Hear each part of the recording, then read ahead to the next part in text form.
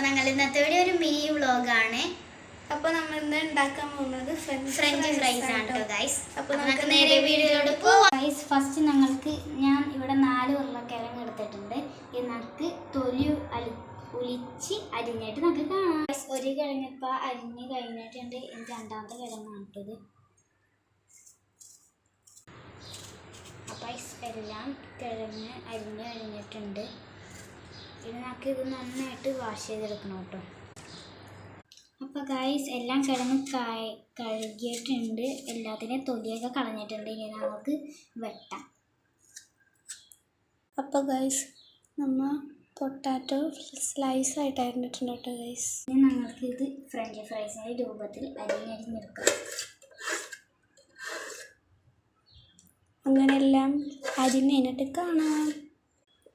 അപ്പോൾ guys, French ഫ്രൈസിൻ്റെ രൂപത്തിൽ എല്ലാം ഇട്ട് അരിഞ്ഞ് മാറ്റിയിട്ടുണ്ട് കേട്ടോ. എല്ലാം അരിഞ്ഞിട്ടുണ്ട്. ഇനിയാണ് ഗൈസ് ഞങ്ങളുടെ മെയിൻ പരിപാടി തുടങ്ങാൻ പോകുന്നത്. ഇത് നന്നായിട്ട് ഇനി കഴുകിയിട്ട് വേണം വേവിച്ചെടുക്കാൻ. ഗൈസ്, ഗ്യാസൊക്കെ ഓൺ ചെയ്തിട്ടുണ്ട്. ഇനി ഇതിലോട്ട് 1 ഗ്ലാസ് വെള്ളം ഒഴിച്ച് കൊടുക്കണം. അപ്പോൾ ഒരു ഗ്ലാസ് പറ്റില്ല, 2 ഗ്ലാസ് വേണം കേട്ടോ. അപ്പോൾ ഇത് 2ാമത്തെ ഗ്ലാസ്സാണ്. ഇനി അത് നന്നായിട്ട് തിളക്കുമ്പോൾ വേണം ഞങ്ങൾ ഈ ഫ്രഞ്ച് ഫ്രൈസ് ഇപ്പോൾ ഞങ്ങൾ കഴുകി വൃത്തിയാക്കി വെച്ചിട്ടുണ്ട് കേട്ടോ. നമുക്ക് ഈ ഫ്രഞ്ച് ഫ്രൈസ് ഇട്ട് കൊടുക്കാം. നന്നായിട്ട് തിളച്ച് വേണ്ടേ. നമുക്ക് തീ കുറച്ച് വെക്കാം.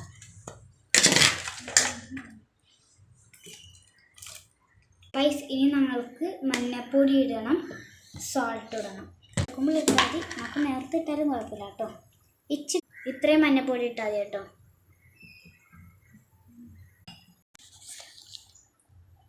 അപ്പോൾ ഇനി 1 ടീസ്പൂൺ സോൾട്ട് ഇട്ട് കൊടുക്കാം.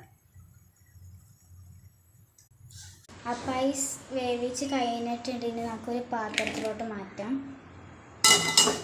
അപ്പോൾ ഇനി വേവിച്ച ഉരുളക്കിഴങ്ങിലോട്ട് നമ്മൾക്ക് ഇച്ചിരി കോൺഫ്ലവർ പൊടി ഇട്ട് കൊടുക്കാം.